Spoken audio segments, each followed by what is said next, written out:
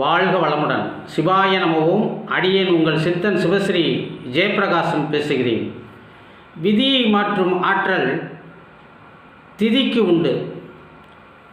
யோகமான திதிகளில் நாம் வழிபாடு செய்யும் பொழுது நம்மளுடைய விதியை மாற்றக்கூடிய சக்தி அந்த திதிகளுக்கு உண்டு. இந்த யோகமான திதிகள் பார்த்தீங்க அப்படின்னா அமாவாசை திதியும் பௌர்ணமி திதியும். இந்த பௌர்ணமி அப்படிங்கிறது மதி நிறைந்த நாள், அமாவாசை அப்படிங்கிறது மதி மறைந்த நாள், அதாவது நிலவு மறைந்த நாள் அப்படின்னு சொல்லுவோம். அப்போ பார்த்தீங்க அப்படின்னா இந்த இரண்டு திதிகளை நாம் வழிபாடு செய்யும் பொழுது, பூஜை செய்யும் பொழுது பலவிதமான பலன்கள் நமக்கு கிடைக்கும் அப்படிங்கிறது ஐதீகம். இதில் இந்த பௌர்ணமி திதி மிகவும் சிறப்பு வாய்ந்தது. வருஷத்தில் 12 பௌர்ணமி தினங்கள் வந்தாலும் கூட இந்த சித்திரை மாதம் வருகின்ற பௌர்ணமியை நம்ம சித்ரா பௌர்ணமி அப்படின்னு சொல்லுவோம். இந்த சித்ரா பௌர்ணமி அன்னைக்கு யாரை நாம் வழிபாடு பண்ணணும் அப்படின்னு பார்த்தீங்க அப்படின்னா, யமலோகத்தில் யம தர்மராஜனுடைய, அதாவது யமனுடைய உதவியாளராக இருக்கக்கூடிய சித்திரகுப்தனை நாம் அன்று வழிபாடு செய்ய வேண்டும். ஏன் இவரை நாம் வழிபாடு செய்யணும் அப்படின்னா, நாம் செய்யக்கூடிய பாவ புண்ணிய கணக்கை அந்த யமலோகத்தில் எழுதி கொண்டிருக்கக்கூடியவர் இந்த சித்திரகுப்தன். பார்வதி தேவி தான் வரைந்த சித்திரத்திற்கு உயிர் கொடுத்து அதன் மூலம் உருவானவர் தான் இந்த சித்திரகுப்தன் அப்படின்னு சொல்லி புராணங்கள் சொல்லுது. இந்த சித்திரகுப்தன் நம்மளுடைய பாவ புண்ணிய கணக்குகளை எழுதி கொண்டிருக்கக்கூடியவர். இந்த சித்ரா பௌர்ணமி அன்னைக்கு நாம் இந்த சித்திரகுப்தனை வழிபாடு செய்ய வேண்டும். பொதுவாக பார்த்தீங்க அப்படின்னா இந்த அமாவாசை பௌர்ணமி திதிகளில் கடல் அலைகள் மேல் எழுவதை பார்க்கலாம். இந்த கடல் அலை அன்னைக்கு பார்த்திங்கன்னா மேல் நோக்கி அப்படியே எழுந்து போகும். அந்த நாட்களில், ஏன்னா இந்த சந்திர பகவான் தான் நம்ம மனதை குறிக்கக்கூடிய கிரகம். அப்போ அந்த நாட்களில் நம்மளுடைய மனமும் அலைபாய்ந்து கொண்டு இருக்கும், அதாவது ஒரு நிலையில் இருக்காது. அதனால தான் நம்மளுடைய முன்னோர்கள் சூட்சமாக இந்த அமாவாசை பௌர்ணமி திதிகளில் பூஜை புனஸ்காரங்கள் செஞ்சு வழிபாடு செய்ய சொன்னாங்க. அப்போ இந்த சித்ரா பௌர்ணமி அன்னைக்கு நாம் சித்திரகுப்தனை வழிபாடு செய்யும் பொழுது நாம் செய்த, அதாவது பாவங்களில் 2 வகை உண்டு.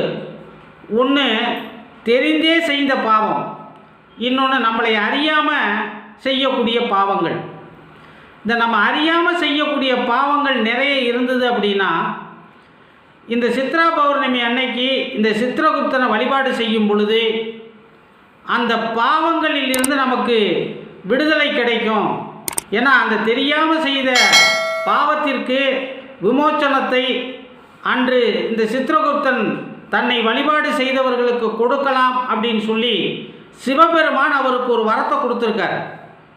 அப்போ பார்த்தீங்க அப்படின்னா அன்னைக்கு ஏடும் எழுத்தாணியும் வைத்து வழிபாடு செய்ய வேண்டும். இந்த சித்ரா பௌர்ணமி அன்னைக்கு காலையில் ஏதாவது ஒரு நதிகளில் நீராடி இந்த விரதத்தை தொடங்குவது நல்லது. அன்னைக்கு பார்த்தீங்க அப்படின்னா நாம் அன்னைக்கு சாயங்காலம் அந்த நிலவை பார்த்துட்டு விரதம் இருக்கிறது, அதாவது பூஜை செய்கிறது மிகவும் நல்லது. அந்த சித்ரா பௌர்ணமி அன்னைக்கு பசும்பால், தயிர், நெய், இந்த பசும்பால் சம்மந்தப்பட்டது விளக்கிக்கிறது, அதாவது அன்னைக்கு நம்ம பயன்படுத்தாமல் இருக்கிறது மிகவும் நல்லது. அந்த மாலை நேரத்தில் சக்கரை பொங்கல் வச்சு எருமைப்பாலில் பாசிப்பயிறு பாயாசம் வச்சு நிவேதனம் பண்ணி அன்னைக்கு அந்த ஏடு எழுத்தாணியும் வச்சு படைக்கிறது மிகவும் நல்லது. அதே மாதிரி அன்றைய தினம் உப்பு போடாமல் நாம் அந்த சித்திரகுப்தனுக்கு செய்யக்கூடிய உணவுகளை படைத்து உண்பது மிகப்பெரிய ஒரு புண்ணியத்தை நமக்கு கொடுக்கும், யோகத்தை கொடுக்கும் அப்படின்னு சொல்கிறாங்க. அன்றைக்கி தினம் நம்ம இந்த சித்ரா பௌர்ணமி அன்னைக்கு தான தர்மங்கள் செய்ய வேண்டும். அன்னதானம் அதிகமாக செய்ய வேண்டும். அதே மாதிரி ஏழை மாணவர்களுக்கு முடிந்தவரை எழுத்தாணியும்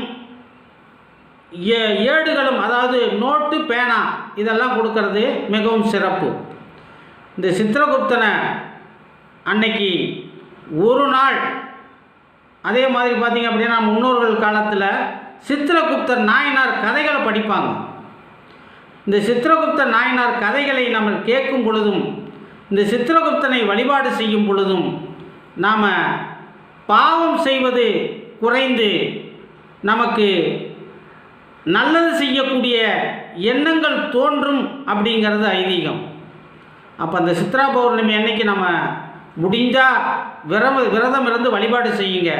அப்படி இல்லை அப்படின்னா அந்த மாலை நேரத்தில் நிலவு வந்த பிறகு ஓம் சித்திரகுப்தாய நம அப்படின்னு சொல்லி 3 முறை அவருடைய பெயரை சொல்லுங்க.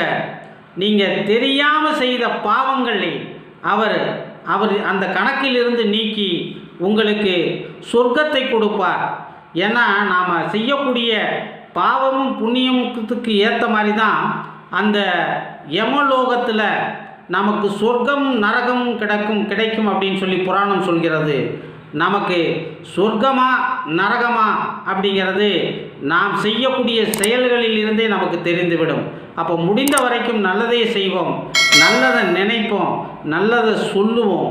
வாழ்க வளமுடன், எல்லாம் நிறைவாகட்டும், சகல ஐஸ்வர்யங்களும் உங்களுக்கு கிடைக்கட்டும்.